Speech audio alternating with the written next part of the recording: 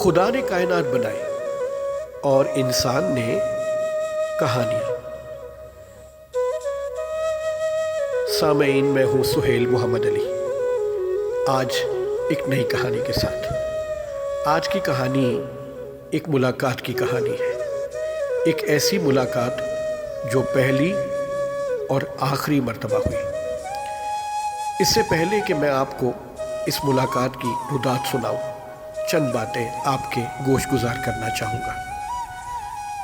کہا جاتا ہے کہ جس طرح انسانوں کی شخصیات ہوتی ہیں، یا یوں کہہ لیجئے کہ ہر شخص کی ایک اپنی پرسنالٹی ہوتی ہے، بالکل اسی طرح سے شہروں کی بھی اپنی پرسنالٹی ہوتی ہے۔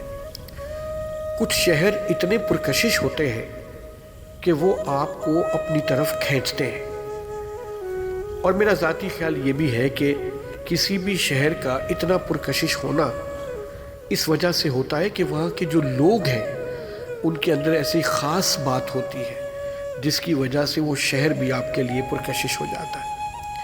اس دنیا میں بہت سے لوگ آتے ہیں، اپنا وقت گزارتے ہیں اور چلے جاتے ہیں۔ کچھ ایسے ہیں جو آتے ہیں، بظاہر چلے جاتے ہیں، لیکن وہ پھر بھی اپنے خیالات، اپنے علم اور اپنے اثرات کی وجہ سے اسی دنیا میں رہ جاتے ہیں۔ مجھے لاہور سے بہت محبت ہے، مجھے لاہور شہر کی شخصیت یا لاہور کی پرسنالٹی سے بڑی محبت ہے۔ اس شہر نے مجھے ہمیشہ بڑی محبت سے اپنی طرف بلایا ہے۔ اس شہر میں ایسی بہت سی شخصیات اور ہستیاں ہیں جن سے میری محبت اور عقیدت بلا کی ہے۔ یہی وجہ ہے کہ لاہور جانا اور بار بار جانا مجھے اچھا لگتا ہے۔ آئیے آپ کو میں اس رودات کی کہانی سناؤں۔ یہ بات ہے 21 جولائی 2004 کی۔ میں پشاور سے لاہور پہنچا۔ پشاور جانے سے قبل کراچی میں میری ملاقات میرے بہت ہی عزیز دوست اور پاکستان ٹیلی ویژن کے نامور فنکار طلعت حسین صاحب سے ہوئی۔ انہوں نے مجھے یہ خبر دی کہ اشفاق احمد صاحب شدید علیل ہیں۔ میرے لیے یہ خبر تشویشناک تھی۔ میں نے پشاور میں یہ ارادہ کیا کہ جب میں لاہور جاؤں گا تو میں اشفاق صاحب کی عیادت کے لیے جاؤں گا۔ یہاں میں آپ کو ایک بات بڑی دلچسپ بتاؤں کہ میں اپنی زندگی میں کبھی بھی اشفاق صاحب سے ملا نہیں تھا، اور میں کئی مرتبہ لاہور جا بھی چکا تھا، لیکن نہ جانے کیوں اس مرتبہ مجھے یقین تھا کہ اس مرتبہ میری اشفاق صاحب سے ملاقات ہوگی۔ لاہور پہنچتے ہی میں نے بانو آپا یعنی بانو قدسیہ صاحبہ کو فون کیا، اپنا تعارف کروایا اور اشفاق صاحب سے ملنے کی درخواست کی۔ مجھے بانو آپا کا وہ جملہ یاد ہے جو ٹیلی فون کے گفتگو کے دوران انہوں نے کہا۔ انہوں نے بڑی شفقت سے، بڑی محبت سے مجھے کہا کہ بیٹا کل شام کو آ جانا۔ اگر انداز اچھا ہو تو جملے بھی یاد رہ جاتے ہیں، اور اگر جملے بھول جائیں تو انداز تو یاد رہ ہی جاتا ہے۔ اگلے دن میں ماڈل ٹاؤن اشفاق صاحب کے گھر پہنچ گیا۔ ان کے گھر کے باہر ایک تختی تھی جس پر میری نظر پڑی۔ تختی پہ لکھا تھا داستان سرائے۔ یہ جملہ بہت بہتر تھا، بہت صحیح تھا۔ میں جس گھر آیا تھا وہاں پر اپنے وقت کا بہترین داستان گو موجود تھا۔ یقیناً یہ داستان سرائے تھا۔ دروازے پر ہمیں خوش آمدید کہا گیا، اور اشفاق صاحب کا نوکر ہمیں ایک کمرے کی طرف لے گیا۔ اس نے کہا کہ آپ یہاں تشریف رکھیں، آپ کو تھوڑی دیر میں اشفاق صاحب سے ملواتے ہیں۔ جیسا کہ میں نے تھوڑی دیر پہلے آپ کو بتایا کہ میری اشفاق صاحب سے بالمشافہ کبھی ملاقات نہیں ہوئی تھی، لیکن میں آپ کو یہ بتانا بھول گیا کہ میرا اشفاق صاحب سے رشتہ یا تعلق بڑا پرانا تھا۔ ان سے میرا تعلق اس وقت شروع ہوا جب بچپن میں نے ان کا ریڈیو پروگرام تلقین شاہ سننا شروع کیا۔ یوں کہیں کہ ان سے پہلا رشتہ صوتی رشتہ تھا، یعنی آواز کا رشتہ تھا۔ تلقین شاہ پاکستان ریڈیو پروگرام کے ان پروگراموں میں سے ایک ہے جسے دنیا کے طویل ترین پروگراموں میں شمار کیا جاتا ہے۔ یہ لاہور ریڈیو اسٹیشن سے نشر ہوتا تھا اور یہ پروگرام 40 سال تک نشر ہوتا رہا۔ اس ریڈیو پروگرام میں تلقین شاہ کا کردار اشفاق احمد صاحب نے خود نبھایا۔ اب سلسلہ کچھ یوں ہے کہ اشفاق صاحب کو پہلے تلقین شاہ میں سننے کا موقع ملا، اس کے بعد ان کی تحریروں کو پڑھنے کا موقع ملا، اور پھر پاکستان ٹیلی ویژن پر نشر ہونے والے ڈرامے دیکھنے کا موقع ملا۔ ایک محمد 100 افسانے، اونچے برج لاہور دے، طوطا کہانی، حیرت کدھا اور من چلے کا سودا، یہ وہ ڈرامے ہیں جنہیں آج بھی یاد کیا جاتا ہے۔ اور مجھے یاد ہے کہ آخری دنوں میں اشفاق صاحب کے ان کا پروگرام زاویہ تو کافی لوگوں نے دیکھا، اور اب تو زاویہ کتابی شکل میں بھی موجود ہے۔ شاید میں یہاں پر وہ کیفیت بیان نہ کر سکوں جس دوران میں اس کمرے میں بیٹھا اشفاق صاحب سے ملاقات کا انتظار کر رہا تھا۔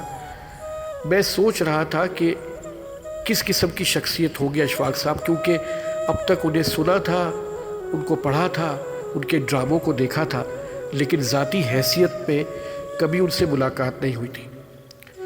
سامعین، میں آپ کو یہاں یہ بات بتاتا چلوں کہ میری یہ ملاقات 90 منٹ کی تھی، یعنی تقریباً 1.5 گھنٹے کی تھی۔ اس 1.5 گھنٹے میں اشفاق صاحب سے کئی موضوعات پر بات ہوئی، لیکن گفتگو کے دوران مجھے کئی ایسی چیزوں کا مشاہدہ کرنے کا اور بغور دیکھنے کا موقع ملا جو شاید اگر میں ان سے نہ ملتا تو شاید مجھے یہ تجربہ نہ ہوتا۔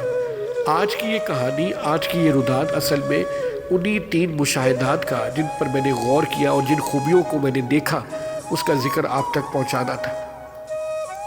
عام طور پر یہ ہوتا ہے کہ پاکستان میں جب کوئی آپ کو یہ کہے کہ ایک بہت ہی زیادہ پڑھا لکھا، ایک بہت ہی عالم، ایک بہت ہی قابل شخص سے آپ کی ملاقات کروائی جا رہی ہے، تو ایک انجانہ سا خوف ہمارے دلوں میں بیٹھ جاتا ہے، کیونکہ دیکھا یہ گیا ہے کہ جن کو ہم بہت بڑی شخصیت کہتے ہیں، جن کو ہم بہت بڑے لوگ کہتے ہیں، جب ان سے ملا جائے تو پتہ چلتا ہے کہ وہ اپنی انا کے حوالے سے اور اپنی شخصیت کے حوالے سے انتہائی حساس ہوتے ہیں۔ انہیں برا بڑی جلدی لگتا ہے، انہیں ناراض وہ بہت جلدی ہوتے ہیں۔ یہی وجہ ہے کہ جب بھی آپ کسی بڑے آدمی کو ملنے کے لیے جاتے ہیں تو آپ کے پاس ایک عجیب سا خوف ہوتا ہے جس سے آپ لے کے گھوم رہے ہوتے ہیں۔ میں اس کمرے میں یہی سوچ رہا تھا کہ اشفاق صاحب کی شخصیت کیسی ہوگی، وہ کس شخصیت کے مالک ہوں گے۔ تھوڑی دیر میں ہمیں کہا گیا کہ آئیے اشفاق صاحب سے ملتے ہیں، اور ہمیں اس کمرے میں لے جایا گیا۔ جو پہلی خوبی جس کا ذکر میں سب سے پہلے کرنا چاہوں گا وہ اشفاق صاحب کی شخصیت تھی۔ جیسے ان کے کمرے میں ہم داخل ہوئے، وہ اشفاق صاحب اب نہیں رہے تھے جنہیں ہم نے بڑا حشاش بشاش، بڑا صحت مند دیکھا تھا۔ وہ کافی کمزور ہو چکے تھے، لیکن بڑی گرم جوشی سے، بڑی محبت سے، بڑی شفقت سے ملاقات ان سے ہوئی۔ انہوں نے خوش آمدید کہا، بیٹھنے کو کہا۔ جو پہلی بات جس کا احساس ہوا کہ اشفاق صاحب کی شخصیت میں کوئی تصنع نہیں تھا، کوئی مصنوعی پن نہیں تھا۔ ایسا نہیں لگا کہ کسی نے اپنے اوپر کوئی ماسک پہنا ہو یا اپنے اوپر کوئی ایسی مصنوعی چادر چڑھائی ہو جس سے ایسا لگے کہ آپ ان سے نہیں مل سکتے۔ ہمارے ہاں یہ ہوتا ہے، جب آپ کسی بڑے آدمی کے پاس پہنچتے ہیں یا بڑے آدمی سے ملتے ہیں تو آپ کو بہت مشکل ہے کہ آپ کو وہ شخص اصل شکل میں نظر آئے، کیونکہ وہ تو اپنے اس خول سے، اپنی اس پوزیشن سے، اپنی اس ڈیزگنیشن سے تو نکلتا ہی نہیں۔ لیکن اشفاق صاحب سے مل کر یہ احساس ہوا کہ وہ بالکل کھلی کتاب کی طرح بڑے کھلے انداز میں ملے، بلکہ جو پہلا احساس ان سے ملنے کے بعد جو محسوس ہوا وہ ایک خوشی کا احساس تھا۔ ان سے مل کے لگا کہ دل کو اور روح کو ایک خوشی ملی ہے۔ جس شفقت کے ساتھ، جس محبت کے ساتھ وہ باتیں کرتے رہے، کہیں پر بھی ایسا نہیں لگا کہ یہ شخص اتنا جانتا ہے، اتنا علم رکھتا ہے اور اتنی زیادہ بڑی نظر ہے۔ تو اس گفتگو میں، اس ملاقات میں ایک اورا، اس کمرے میں ایک خاص طرح کی شفقت دیکھی، بلکہ میں تو یوں کہوں گا کہ ایسا لگا جیسے کسی بہت بڑے برگد کے درخت کے نیچے میں بیٹھ گیا ہوں، جہاں پر سایہ بھی تھا، جہاں پر ٹھنڈی ہوا بھی تھی، اور جہاں پر ایک تازہ ہونے کا، ایک تازگی کا احساس بھی تھا۔ تو یہ جو خوبی ہے اشفاق صاحب کی، ان کا ایک بہت ہی انسان دوست رویہ، ان کے اندر ایک پرشفقت انداز اور حلیمی، یہ اب مجھے لگتا ہے کہ بہت کم رہ گیا، کیونکہ اب تو لوگ کم اور لوگوں کی حیثیتیں زیادہ ملتی ہیں۔ یہی وجہ ہے کہ انسان حیثیتوں کے پیچھے چھپ جائے تو اصل شخص سے ملاقات رہ جاتی ہے۔ دوسری خوبی جو اشفاق صاحب کو دوسرے لوگوں سے منفرد کرتی ہے وہ ان کا انداز گفتگو تھا۔ اشفاق صاحب کی گفتگو کم پڑھے لکھے اور زیادہ پڑھے لکھے کے لیے بھی تھی۔ اگر وہ پڑھا لکھا نہیں بھی ہے تو اشفاق صاحب کی باتیں ہر طبقے میں، معاشرے میں موجود ہر طبقے میں اشفاق صاحب کی بات کو سنا بھی جاتا، سمجھا بھی جاتا اور اس کو اپریشیٹ بھی کیا جاتا۔ اشفاق صاحب نے زندگی کے ہر موضوع پہ آسان سے آسان اور مشکل سے مشکل ہر موضوع کو بڑی خوبی سے نبھایا اور اس کا اظہار کیا۔ وہ ایک داستان گو تھے، اس میں کوئی شک نہیں ہے۔ ان کی کہانیاں اور ان کی کہانیوں کا انداز اور انداز بیاں خوب تھا۔ ایک بات جس کا ذکر میں ضرور کرنا چاہوں گا کہ اشفاق صاحب کی باتوں کے دوران وہ جو پوز لیتے یا تھوڑی دیر کے لیے رکتے تو وہ رکنا بھی سننے والے کو بڑا اچھا لگتا، کیونکہ جہاں وہ رکتے وہاں پر ایک تجسس ہوتا، جہاں وہ رکتے سننے والا بھی رکتا کہ شاید اگلی بات اس بات کی مزید وضاحت کرے گی جہاں تک انہوں نے پہنچا دیا۔ تو ایک خوبصورتی تھی ان کے بولنے میں۔ اشفاق صاحب کی گفتگو میں یہ بات ضرور ہے کہ ان کی باتوں میں کہیں نہ کہیں ایک بابا ضرور آتا تھا۔ ہم تو شروع میں یہ سمجھے کہ یہ بابا کسی بزرگ کی بات ہے جو بڑی عمر کا ہے، بعد میں اندازہ ہوا کہ اشفاق صاحب کے کردار میں بابا ایک ایسی ذہنی کیفیت ہے جو اللہ کی پسند کو کسی نہ کسی انداز میں آپ لوگوں تک پہنچانے کا کردار ادا کرتا ہے۔ دو موضوعات میں نے دیکھے ان کی گفتگو میں، ایک انسان کی عزت نفس اور دوسرا ہر ذی روح کے ساتھ محبت۔ وہ محبت ان کی انسانوں سے بھی، وہ محبت ان کی جانوروں سے بھی اور وہ محبت ان کی درختوں سے بھی۔ ہر وہ جاندار جس میں جان ہے، اشفاق صاحب کی جان ہے۔ اشفاق صاحب ہر ایک کے لیے محبت کا اظہار کرتے، عقیدت کا اظہار کرتے اور عزت نفس کو انہوں نے اپنی ہر کہانی میں ایک مرکزی خیال کے طور پر پیش کیا۔ یہ اللہ تعالیٰ کی عطا تھی اشفاق صاحب میں کہ ان کی گفتگو کے اندر یہ ساری باتیں ہوتی، اور سب سے اچھی بات یہ تھی کہ ان کے پاس اگر آپ بیٹھتے نہیں، اگر آپ ان کی سنگت میں نہ بیٹھتے تو شاید اندازہ نہ ہوتا کہ جو طلسم ان کے ساتھ بیٹھ کے آپ کو محسوس ہوگا اور نظر آئے گا وہ ان کی کتابوں میں، وہ ان کے ریڈیو پروگراموں میں، وہ ان کے ٹیلی ویژن ڈراموں میں شاید نہ محسوس ہو۔ ایسے لوگوں کی ایک اپنی مقناطیسیت ہوتی ہے، جب تک آپ ان کے ساتھ نہ بیٹھیں۔ تو اشفاق صاحب ایک قدرتی ایک عطا قسم کے انداز گفتگو میں وہ ایک داستان گو تھے۔ بات سے بات نکالنا اور بات کے اندر ایک کہانی کے اندر سے دوسری کہانی نکالنا، اس کی ان کو ملکہ حاصل تھی۔ تیسری اور آخری بات جو کمال تھی اور جس کا اندازہ ان سے ملنے کے بعد ہوا، اشفاق صاحب ایک بہت اچھے سامع تھے، وہ ایک بہت اچھے لسنر تھے۔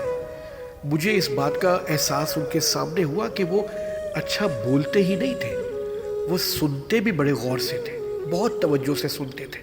ہم تو سمجھے تھے کہ وہ ایک کہانی گو ہے، ایک داستان گو ہے، لیکن ہمیں انداز ہوا کہ وہ سامنے والے کو بہت غور سے سنتے ہیں، اور نہ صرف سنتے ہیں بلکہ سننے کے دوران اپنے چہرے کے تاثرات سے، اپنے باڈی لینگویج سے سامنے والے کو یہ احساس دلاتے کہ میں آپ کو سن رہا ہوں، توجہ سے سن رہا ہوں، اور نہ صرف سن رہا ہوں بلکہ میں آپ کی کہی ہوئی بات پر غور بھی کر رہا ہوں۔ اور یہ بھی ہوتا تھا کہ بات کرتے کرتے وہ کوئی اپنی بات بھی اس میں ایڈ کرتے اور اس پر کوئی سوال کر لیتے، تو بات کرنے والے کو خوشی ہوتی کہ اشفاق صاحب جیسا قداور شخص نہ صرف ان کو سن رہا ہے، نہ صرف اس گفتگو میں دلچسپی لے رہا ہے، بلکہ وہ اس پر اپنی بات بھی کہہ رہا ہے۔ تو یہ ایک بہت خاص بات تھی کہ وہ سامنے والی بات کو سنتے اور وضاحت کرتے تھے۔